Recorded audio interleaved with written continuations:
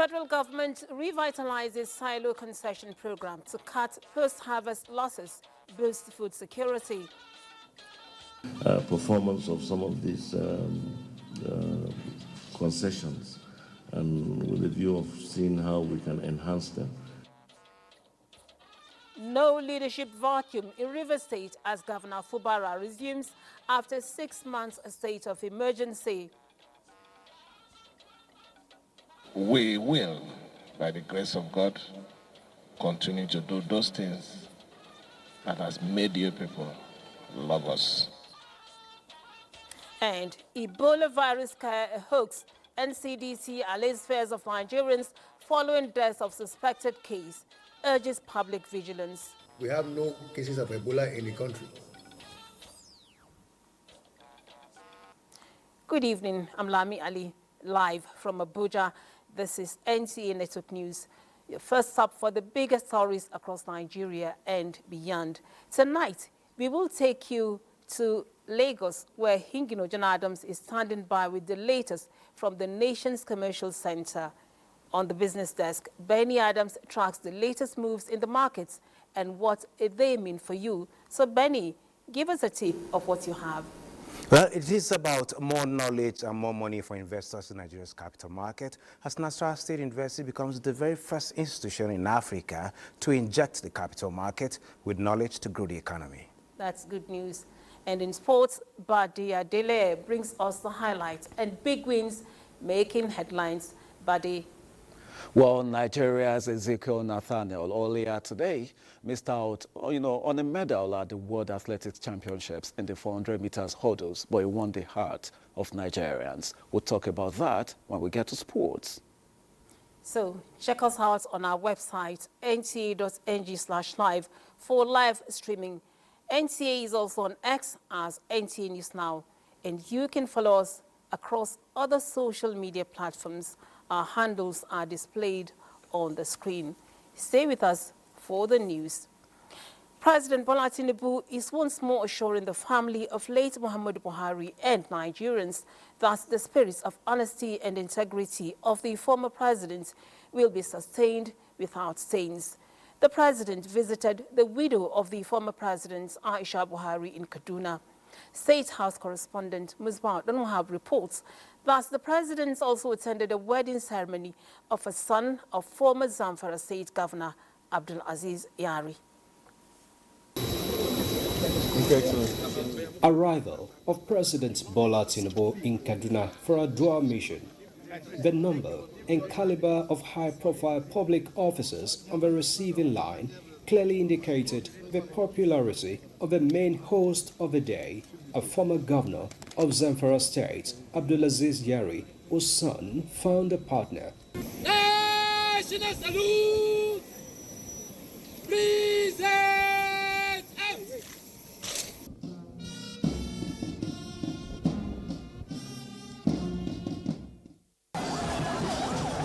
And then to the Sultan Bello Mosque for the wedding Fatiha. Serving and former governors from across the country, members of the National Assembly, ministers, Islamic scholars, among others, were there to honor the groom's father, a senator currently representing Zamfara West. But on this occasion, President Tinubu represented the Yari's family in the solemnization of Nasiruddin Yari and Sefiya Shehu Idris. Earlier, in the Jummah sermon, Chief Imam Mohammed Suleiman admonished Nigerians to support the government to succeed in the fight against insecurity in parts of the country.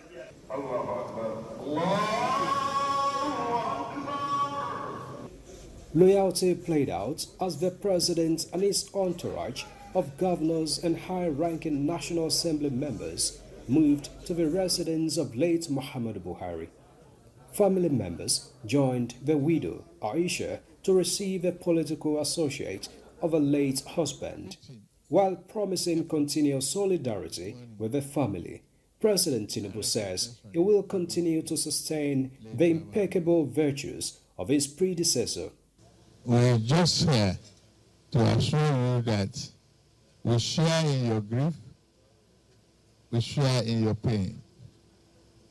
a loss in flesh is not a loss in the spirit. The spirit that he left with us, the spirit of hard work, dedication, patriotism, and honesty. We abide in that. We assure you, you and the entire family, and we will continue the legacy of our leader. And the spirit that he left behind will not be stained. Ajia Aisha appreciated President Bola Tinubu and other Nigerians for the historic burial ceremony accorded her husband. I will thank you for all the support given to us. I thank Nigerians. I thank your administration. I thank every one of you, most especially your wife, the governor's wives, the minister's wives, Speaker. They prayed for the deceased, his family, and for a more peaceful and prosperous Nigeria. The president is back in Abuja. Musbao, then Wahab, NC News. Now, the federal government plans to revitalize the nation's silo concession program to reduce post-harvest losses, enhance food storage systems, and achieve food sovereignty. The Minister of Agriculture and Food Security, Abubakar Kari, stated that the initiative aims to address Nigeria's staggering $10 billion annual post-harvest loss. Musa Baba Aliu reports. In September 2018, the federal government, through the then Ministry of Agriculture and Rural Development, concessioned 20 out of the 33 silos complexes to private sector operators. This followed the Federal Executive Council's approval, which is expected to generate revenue worth 6 billion naira annually for 10 years. The concession exercise was carried out under the supervision of the Infrastructure Concession Regulatory Commission. 7 years into the journey, the Federal Ministry of Agriculture and Food Security observed that out of the 17 silo complexes concessioned to 5 private companies, only 1 is operational. Tinkering about the issue, performance of some of these concessions, and with a view of seeing how we can enhance them. He noted that several concessionaires have failed to maintain facilities, with some sites, including those in Ikorodu and Ogoja, suffering from vandalism and collapsed perimeter fences. He also highlighted that many concessionaires have defaulted on payment obligation. However, we believe that there are loopholes that we can also plug in and make sure that we derive maximum benefit from the assets that we have. That if somebody gets a concession, you don't have to jubilate because you have to go and raise money to use it. It's not government contract that is, somebody is paying you. If you don't invest, you cannot generate money from it. To address these challenges, Kyari said the ministry will collaborate with the ICRC to strengthen oversight, enforce compliance, and ensure only competent operators manage silo facilities. Musa Baba Aliyu, NTA News. The federal government has taken steps to ensure seamless implementation of the National Energy Master Plan for improved electricity supply and energy security with the inauguration of a committee to drive the reform. Director General of the Energy Commission of Nigeria, Dr. Mustafa Abdullahi, emphasizes that the National Energy Master Plan serves as a comprehensive blueprint to ensure energy security, expand access to reliable electricity, promote renewable energy, and reduce Nigeria's carbon footprint in line with global climate goals. Minister of Science, Technology and Innovation, Uche Naji, reaffirms federal government's commitment to modernizing the energy sector, strengthening public-private partnerships, and promoting indigenous innovation in energy technologies. The National Energy Master Plan Implementation Committee is expected to ensure Nigeria's energy infrastructure keeps pace with industrial growth, population expansion, and environmental sustainability imperatives. Now, Nigeria's Minister of Marine and Blue Economy, Adegboyega Oyetola, has invited international investors to tap into the country's vast marine and blue economy opportunities, highlighting its potential as a gateway to Africa's economic transformation. Speaking at the London International Shipping Week 2025, Oyetola emphasized Nigeria's commitment to regulatory reforms, port modernization, maritime security, and sustainable shipping practices, making it an attractive investment destination. He cited the success of the Deep Blue project, which eliminated piracy in Nigerian waters, and stressed the need for regulatory harmonization across Africa's maritime sector to boost trade and economic growth. The Minister of Interior says the days of long waits and passport backlogs are numbered. He gave the assurance while inspecting the Data Personalization Center at the Nigeria Immigration Service headquarters in Abuja. Victor Azu reports. At the core of passport production is the Data Personalization Center, where biometric data is processed and security features are stamped in. For Minister Olubunmi Tunjioju, seeing the process up close was necessary to make sure reforms deliver real results. We now have a system here that will bring an end forever to the era of backlog, because production can be done at record time. The minister says the new center will cut delays and restore public confidence in Nigeria's passport system. He insists technology and oversight must go together to deliver faster, smarter service to Nigerians at home and abroad. We're doing about 250, 300 per machine per day. Today, the system that you've seen does about 1,000 per hour. Within 4 or 5 hours of working, NIS can provide solutions to the demand of Nigerians. With reforms picking up pace, the old bottlenecks of passport application may soon give way to efficiency, transparency, and trust. In Abuja, Victor Azu, NTA News. We move to Rivers State, where the state governor, Simeonala Ifubara, has resumed duties at the government house, Port Harcourt, following the lifting of the 6-month emergency rule. The governor had, in a broadcast this evening, appreciated President Tinubu for the return of democratic governance to the state. Sina Bamigboyi reports. Governor Simeonala Ifubara arrived Port Harcourt after the 6-month suspension and emergency rule, and received a warm welcome from the people of the state at the Port Harcourt International Airport and at Government House, where he inspected the executive chambers and addressed journalists. He promised to complete all projects initiated earlier in his administration. I am really humbled by what I saw at the airport. It showed love, confidence, and solidarity. The governor also assured the people of his administration's commitment to policies and programs that will further promote peace, development, and well-being of all residents. In his broadcast to the people of the state, Governor Ifubara expressed gratitude to the Nigerian president for brokering peace in Rivers State and the restoration of democratic institutions, affirming that valuable lessons have been learned during the challenging period of emergency rule. Heartfelt gratitude to Mr. President for his fatherly disposition and decisive intervention in resolving the political crisis and for graciously restoring full democratic governance to our states. He is also grateful to the FCT Minister, Nyesom Wike, and other stakeholders for their roles in the resolution of the crisis. In Port Harcourt, Senam Bamigboye, NTA News. Time for a quick break. More reports in a moment.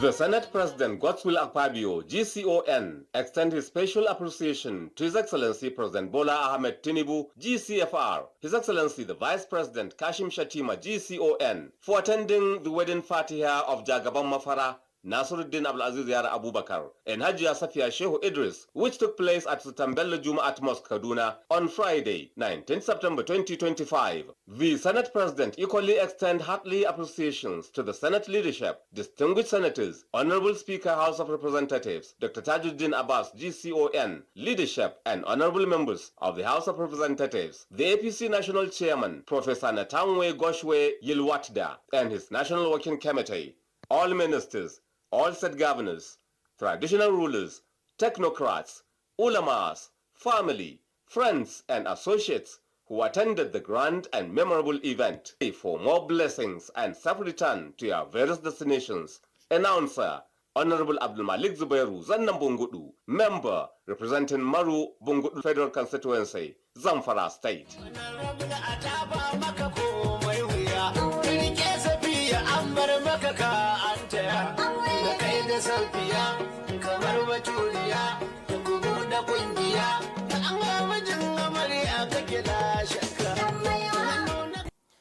Reports from the Nigeria Center for Disease Control and Prevention, NCDC, has confirmed that there are no cases of Ebola virus disease in the country. The Director General of the Center, Dr. Jide Idris, emphasized that the clarification has become imperative following widespread concerns over reports of suspected cases of the virus, and also reiterated that surveillance has been intensified across Nigeria's entering ports. Olushe Adiagbo reports. Let me confirm again, right now, we have no cases of Ebola in the country. But I must say again that this social media thing can create panic. And this is something again that we would like to discourage, that people again should only listen to information coming from NCDC so that we have a coordinated information line. In the past week, Nigeria has reported 2 suspected cases of Ebola, with the most recent case on Wednesday, September 17, 2025. The patients are returning from Kigali, Rwanda, sought medical attention at Ninsa Premier Hospital, Abuja, upon arrival. Our rapid response team of our infection prevention and control team were able to review the situation and decided to isolate the patients in our isolation wards. The results came out some few hours ago, and the patient tested negative for some of the viral hemorrhagic fever, including the Ebola and the Marburg virus. But more importantly, again, I must commend the effort of the private hospital that started and triggered this. But this is the kind of collaboration we expect from Nigerians, because without that, we probably wouldn't have known. Use this opportunity to tell every private hospital our numbers are there for them. They know the protocol. Any disease that is potentially infectious, contagious, can lead to death of citizens should be reported immediately. The NCDC has issued a public health advisory urging health workers and the general public to strictly follow safety protocols to reduce the risks of exposure. In Abuja, Oluseye Adiagbo, NTA News. Now, the cooperation between Nigeria and China is leading the way in the China-Africa relations, and hence must be sustained and taken to greater heights.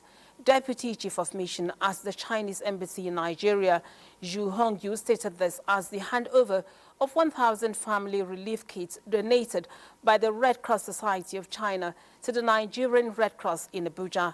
Chukunonso Mwabweze reports. The gesture by the Red Cross Society of China, Chinese Embassy Deputy Chief of Mission in Nigeria, Zhou Hongyu, says is to further deepen the cordial relationship that exists between Nigeria and China, expressing optimism that the equipment will aid in meeting the humanitarian needs of those affected by any form of disaster across the country. I believe through that small project between the China's Red Cross Society is the new start between the two societies. We're really looking forward to closely collaboration, looking forward to effective communication in the future. Which assure the Chinese Embassy and also Chinese Red Cross Society of collaboration and cooperation today and also in the future in alleviating the suffering of those affected by crisis in this country. The Nigerian Red Cross Society used the medium to solicit for more support from other global institutions and public-spirited individuals in cushioning the devastating effects of disaster across the country. Chukwunonsonwa Boeze, NTN News. Kano State government remains committed to addressing the manpower gap in the education sector by continually recruiting more teaching staff. Governor Abba Kabir Yusuf stated this while presenting appointment letters to over 4,000 newly recruited teachers under the State Universal Basic Education Board. Abdullahi Mustafa has the details. I work hard. Saifullah Yahya is one of the 4,315 individuals presented with letters of permanent and pensionable appointment by Governor Abba Kabir Yusuf. After initially serving under the Better Education Service Delivery for All BESDA program, they have now been formally engaged to address the manpower gap within the state's universal basic education system. This administration remains resolute in its commitment to restoring the glory of our education sector as the driving force for the overall development of our dear state. It was a moment of celebration of educational milestones, with stakeholders congratulating Governor Yusuf on this achievement, as well as the state's excellent performance in the recent NECO examinations. Aisha, an SS1 student with outstanding academic performance at the Government Girls Science and Technical College, Kano. Overcome with emotion, she shed tears of joy upon receiving an 11 million naira scholarship package to support her education through the remainder of secondary school and into a university engineering program. Governor Yusuf reaffirmed his administration's commitment to supporting education and assured that more such interventions would follow. He also announced plans to recruit additional 2,600 teachers to further strengthen the sector. In Kano, Abdullahi Mustafa, NTA News. Reports reaching us from Gombe indicate that stakeholders in the education sector are joining forces to tackle out-of-school children crisis, pledging to enroll over 400,000 students in the 2025 academic year. Emmanuel Akila reports that this was the resolve by stakeholders at a critical one-day roundtable focused on a new enrollment drive campaign to boost education drive in Gombe. In recent years, Gombe State government intensifies efforts to reduce the number of out-of-school children, but the goal is not yet reached.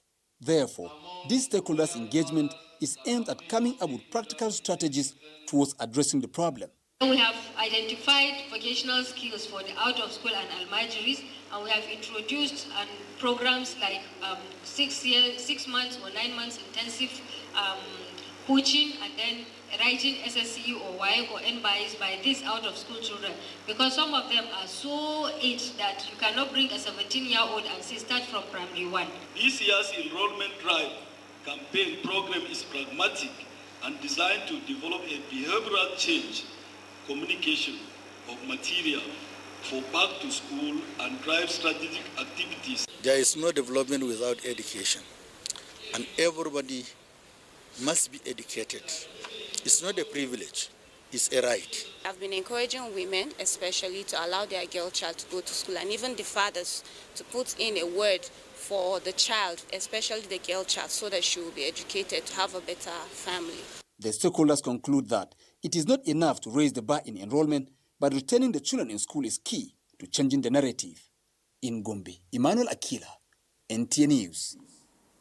Now, the case between Libata, Kabirba and Kongo communities in Ngaski local government area of Kebbi State against El Sadam Exploration Company has continued, with the court adjourning the proceedings to serve the first and second defendants fresh criminal summon.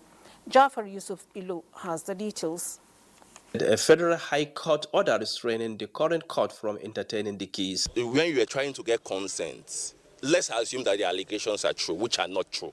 When they were trying to get consent, they said they could try to compromise the children of the landowners. They gave them money. Now, those are actions in pursuance of obtaining a mining license. On the other hand, counsel to the complainant Yahaya Bashar Aminu urged that the Kebbi State Criminal Law Act grants the court jurisdiction to entertain the case. He insisted that the defendants Abdulhakim Nuhu and El Tahadam Exploration must appear before the court to have their plea taken, which is a necessary step before the case can proceed. The court ordered that the first defendant in particular be served with a fresh criminal summons, and the service has been effected on him.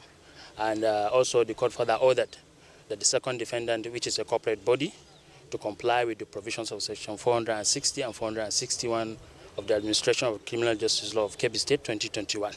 After hearing arguments from both sides, the court decided to adjourn the case to September 23, 2025 for the arraignment of the defendants. The defendants will be served with fresh criminal summons requiring them to appear in court on the scheduled date. The adjournment allows both parties to further prepare their arguments. In Burin Kebbi, Jafari Subilo, NTN.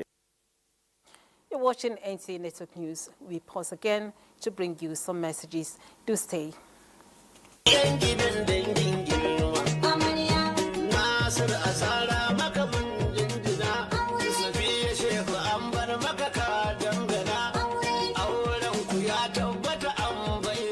The Senate President Godswill Akpabio, GCON, extend his special appreciation to His Excellency President Bola Ahmed Tinubu, GCFR, His Excellency the Vice President Kashim Shatima, GCON, for attending the wedding fatiha of Jagaban Mafara, Nasiruddin Abdulaziz Yara Abubakar, and Hajia Safia Shehu Idris, which took place at Sultan Bello Jumaat Mosque, Kaduna, on Friday, 19 September 2025. The Senate President equally extend hearty appreciations to the Senate leadership, distinguished senators, Honorable Speaker House of Representatives, Dr. Tajuddin Abbas, GCON, leadership, and honorable members of the House of Representatives, the APC National Chairman, Professor Natamwe Goshwe Yilwatda, and his National Working Committee, all ministers, all state governors, traditional rulers, technocrats, ulamas, family, friends, and associates who attended the grand and memorable event. For more blessings and safe return to your various destinations. Announcer, Honorable Abdul Malik Zubairu Zannam Bungudu, member representing Maru Bungudu Federal Constituency, Zamfara State.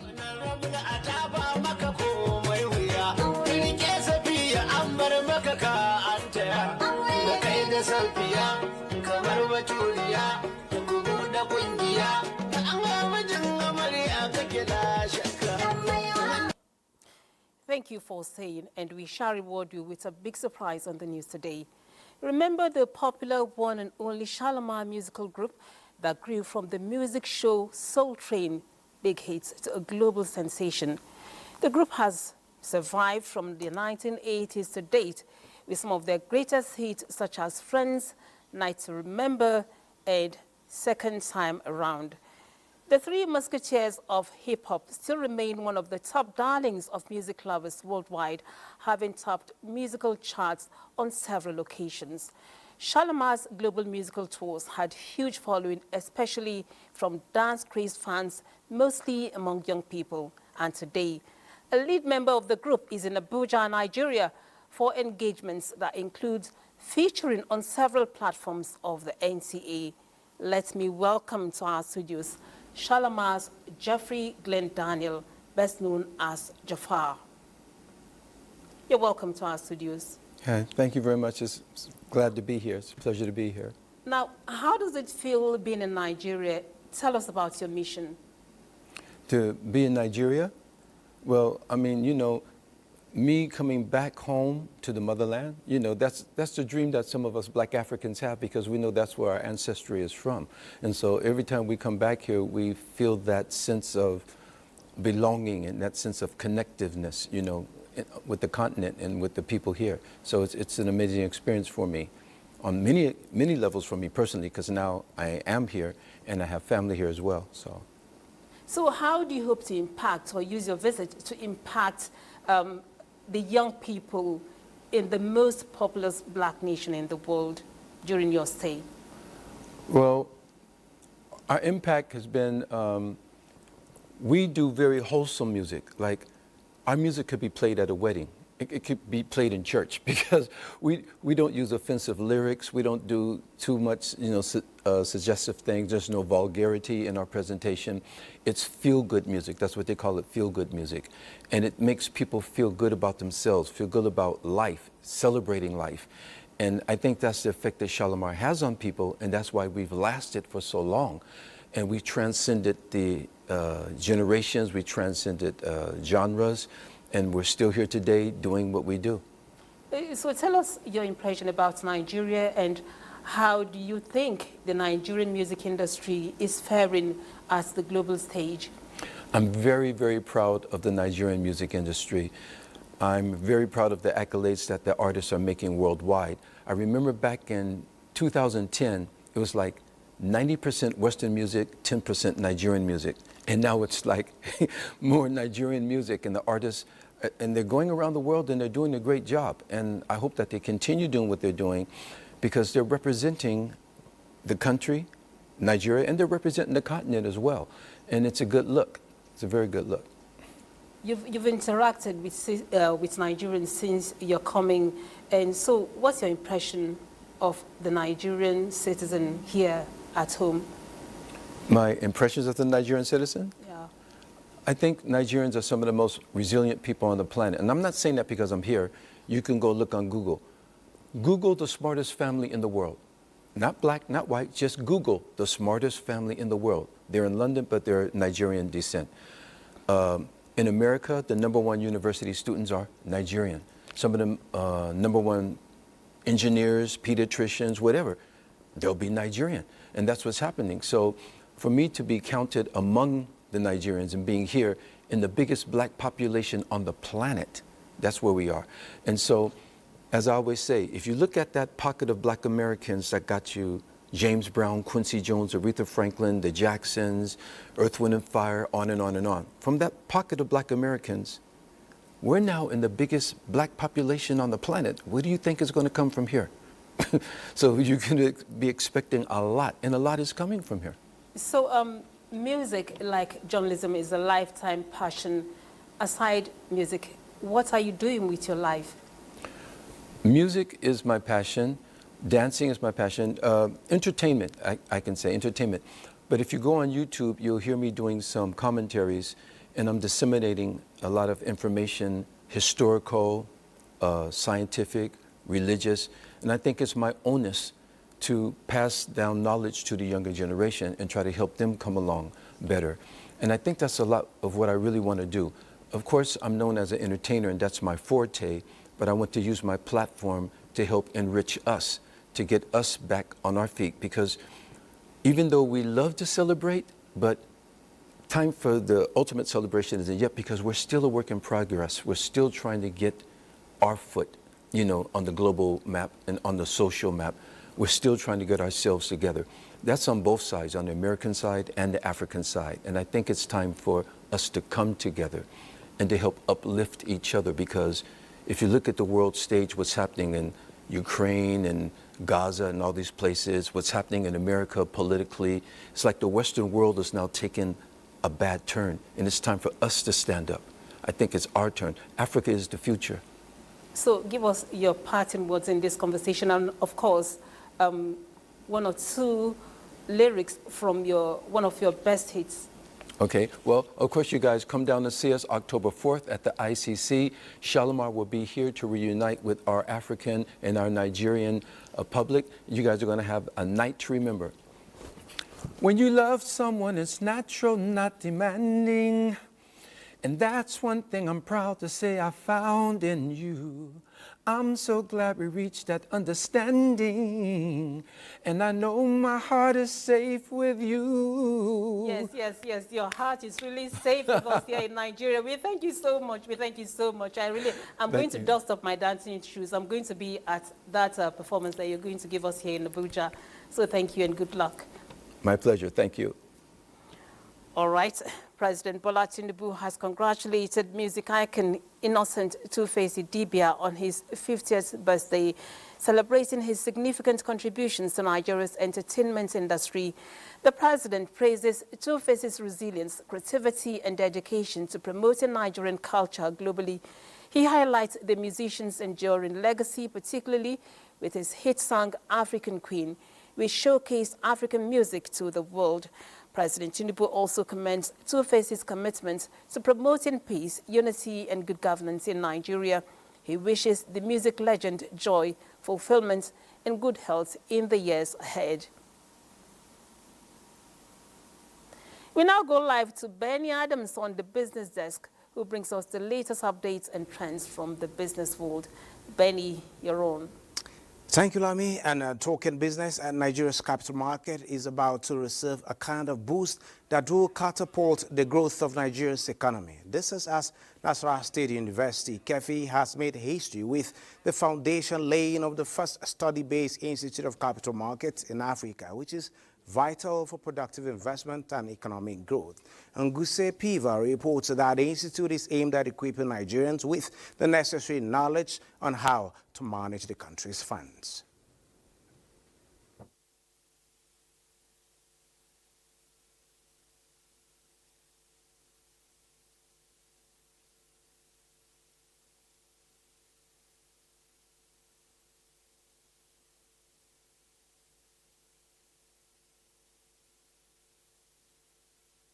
It is to serve as Africa's premier center for financial markets research, training and policy engagement.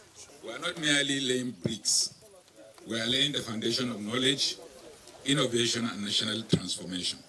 It is hoped that the policy insight that will emanate from this center will no doubt strengthen regulation, deepen market activities and support sustainable development.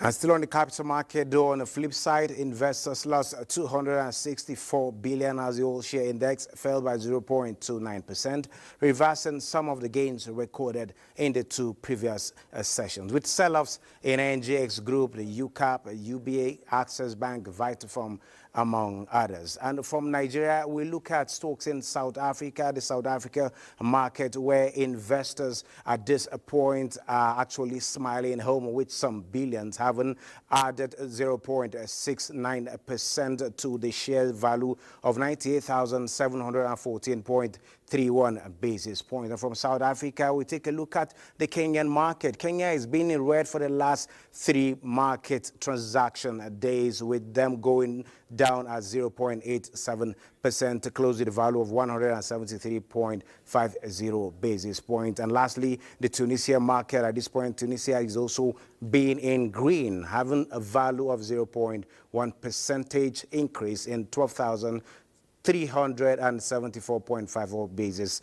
points, having a value increase of 12.20%. That is it on business at this time. Lami, you can take it from here. Thank you, Benny. Now, the Nigerian Television Authority, NTA, has inaugurated its groundbreaking Creative Media Sector Skills Steering Committee, marking a new era in the media industry. This committee aims to identify specific areas where skills shortages are most acute and tap into expertise in the dynamic realm of creative media development and workforce training. Garba Natala tells us more. Director General, I want to remind you of the importance of this exercise, to really put in our efforts, to be dedicated. Filled with a sense of purpose, the committee, comprising of seasoned media professionals, academic experts drawn from the National Board for Technical Education, NBTE, members from the Creative Media Sector Skills Council, the film industry, digital content creators, and technical specialists affirmed their resolve to address critical skills gaps in Nigeria's changing creative industry.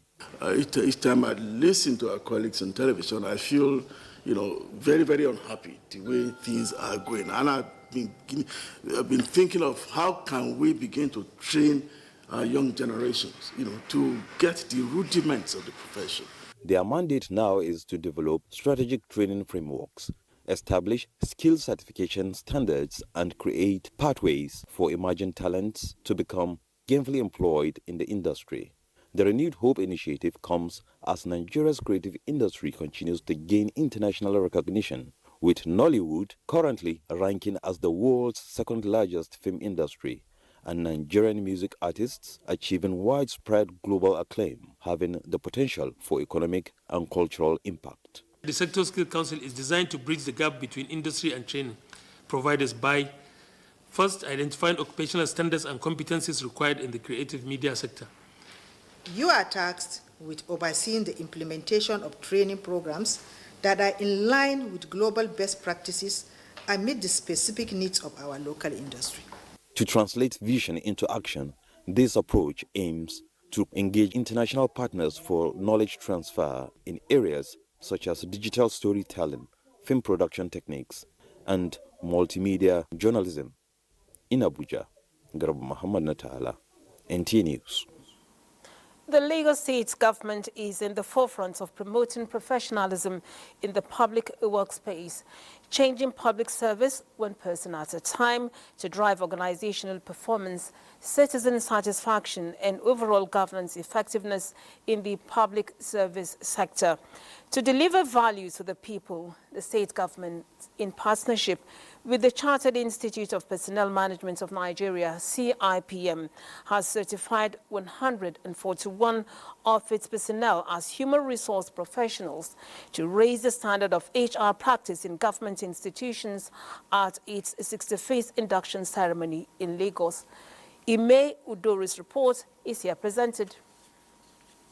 Aligning public sector employees with government goals through improved and efficient service delivery to promote transparency in personnel practices, support public sector reforms and management is key to enhancing professionalism and growth of the public service. This underscores CIPM's commitment to building resilience and responsiveness in the public service while preparing human resources HRO professionals to address both local challenges and global demands. We will expect them to be better able to manage the people they are in charge of, to mentor other people, give back, to people wherever it is they work. And in doing that, they grow the service. We are committed as an institute to ensuring, through the variety of programs, learning programs that we run, that our members are continuously developing themselves. I have to mention, a lot of these programs are free. There was also a lecture on the future of HR in ensuring an agile and innovative workforce in the public service sector. Adopt digital technologies and digital tools to do government business. A total of 141 inductees were administered oath of allegiance and certified by the Institute to practice as HRO professionals in their respective organizations. It's going to change the way I operate in human resource aspect, the resilience, how I bring change into my ministry in different aspects for productivity. We should also go out there to impact on others. I will achieve that by organizing lectures, training in my organization. Where the HR is being practiced best is public service. We need to let the world know through our dedication and our practice. The ideas and resources from these newly chartered members of the Institute are expected to rewrite the blueprint of public service in Nigeria. Sports news is next after the break. The 2030 Commonwealth Games Bid Evaluation Committee has raised the hope of Nigeria in winning the bidding war for the Centenary Games. It was at the ongoing inspection of facilities and infrastructure as the Moshood Abiola National Stadium in Abuja. Austin Edemodu is monitoring the events for NTA. The last time Nigeria made an attempt to host the Commonwealth Games was in 2007. 18 years later, Nigeria is back again with another bid to host the 2030 edition.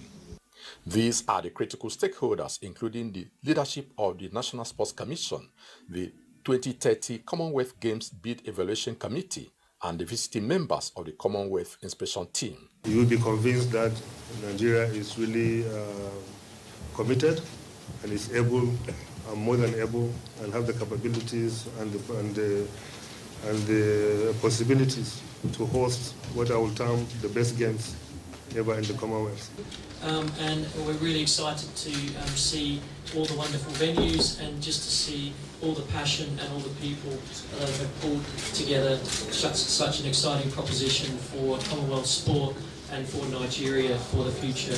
And in hosting the games, will create an avenue for 850 million young Africans by 2050 to be well positioned to do what they know how to do best. This is the prototype of the proposed Games Village at the Moshood Abiola National Stadium, Abuja. Package A will host athletics, track and field events. Here is the International Broadcast Center being managed by the Nigerian Television Authority, NTA, as broadcast partners for the proposed 2030 Commonwealth Games in Abuja here in Nigeria. Of course, facilities and equipment here have been upgraded to that effect. The management of the Nigerian Television Authority, NTA, led by the DG's representative, the Executive Director of News, Ayo Ademui, conducted the team around the International Broadcast Center. The inspection team also visited some training facilities as they continue with the assignment till Friday. In Abuja, Austin Edemodu, NTA News. And that does it on NTA Network News for today. We thank you for being a part of it. I'm Lami Ali.